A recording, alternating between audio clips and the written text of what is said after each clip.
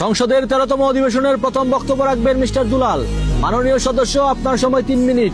ধন্যবাদ মাননীয় স্পিকার। মাননীয় স্পিকার, মহান আল্লাহ তাআলার প্রতি কৃতজ্ঞতা প্রকাশ করছি। অপরূপ প্রাকৃতিক সৌন্দর্য, নদী নালা, সবুজ শ্যামল প্রকৃতি ও পরিশ্রমী মানুষের দেশ আমাদের প্রিয় বাংলাদেশ। এই দেশ আমাদের গর্ব, এই দেশ আমাদের ভালোবাসা। কিন্তু অত্যন্ত দুঃখের সঙ্গে বলতে হচ্ছে, আজ দেশের কিছু উচ্চ পর্যায়ের ব্যক্তি এবং ক্ষমতাবান মহলের কিছু সদস্যদের বিরুদ্ধে দুর্নীতি, দর্শন, খুন এবং বিভিন্ন অনৈতিক কর্মকাণ্ডে জড়িত থাকার অভিযোগে এই জাতিকে গভীরভাবে উদ্বিগ্ন করছে।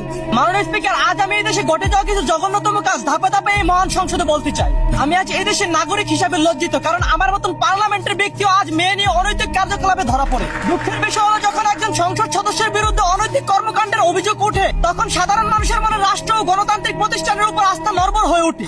জনগণ প্রশ্ন করে, যারা আইন প্রণয়ন করে তারাই যদি আইনের প্রতি শ্রদ্ধাশীল না হয়, তাহলে সাধারণ মানুষ ন্যায় বিচার ও নিরাপত্তার আশা কোথায় করবে? মাননীয় স্পিকার, অন্য দেশের পরিস্থিতি যতদিন যায় তত ডেভেলপ হয়, আর আমাদের দেশের পরিস্থিতি যতই দিন যাচ্ছে ততই আশঙ্কাজনক এবং ভয়ানক হয়ে উঠছে। চুরি, ছিনতাই, খুন খারাপি, টেন্ডারবাজি অহরহ আমাদের দেশে প্রতিনিয়তই ঘটছে, কিন্তু আইনের সঠিক পদক্ষেপটা কোথায়? একটা দেশের সব থেকে নিরাপদ স্থান হলো রাজধানী, আর আমাদের দেশের সেই রাজধানী হলো জনগণের জন্য সব থেকে অনিরাপদ স্থান। কিশোর গ্যাংয়ের উৎপাত, ছিনতাইকারীদের থাবার শিকার হচ্ছেন বিভিন্ন শ্রেণী পেশার লোক।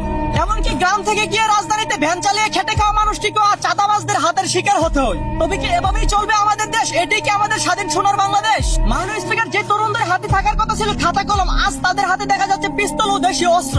এটি শুধু আমাদের আইন শৃঙ্খলার সংকট নয়, বরং আমাদের শিক্ষা, পরিবার ও সমাজ ব্যবস্থার জন্য গভীর উদ্বেগের বিষয়। আমরা এমন একটি বাংলাদেশ চাই যেখানে যুবকদের হাতে অস্ত্র নয়, থাকবে জ্ঞান, দক্ষতা ও স্বপ্ন। মাননীয় স্পিকার, দিনে দুপুরে রাস্তা দিয়ে বাইক চালিয়ে যাচ্ছিলেন নারায়ণগঞ্জের এসআই লুৎফুর রহমান। দায়িত্বগত অবস্থায় পুলিশের পোশাক পরা ছিলেন তিনি। তার কাছ থেকেও ছিনতাইকারীরা সরকারি পিস্তল ও গুলি হাতিয়ে নেন। সাধারণ মানুষ যাদের উপর ভরসা করে বেঁচে আছে, তারাই যদি আজ ছিনতাইকারীদের হাত থেকে রক্ষা না পায়, তাহলে তো এই দেশে সাধারণ জনগণের শান্তিতে বসবাস করা এক ধরনের বিলাসিতা হয়ে পড়ে। মাননীয় স্পিকার, আর এই সমস্ত অপরাধীরা সাহস কোথায় পায় জানেন? এগুলো আমরাই দিচ্ছি। আমাদের মতো নেতা ফেতা এবং আইনের হাত ধরে সন্ত্রাসীরা বেঁচে আছে।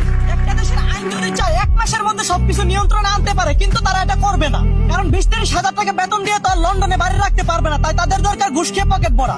একটা দেশের আইন যা করতে পারে তা আপনি আর আমি কখনো কল্পনাও করতে পারবো না। সুতরাং আইনের শাসন, জবাবদিহিতা এবং ন্যায় বিচার নিশ্চিত না হলে একটি দেশের উন্নয়ন কখনোই টেকসই হতে পারে না। মাননীয় স্পিকার, তাই আমি এই সংসদের মাধ্যমে আহ্বান জানাই, অপরাধী যাই হোক, তার রাজনৈতিক বা সামাজিক পরিচয় নয়, তার অপরাধের যেন বিচার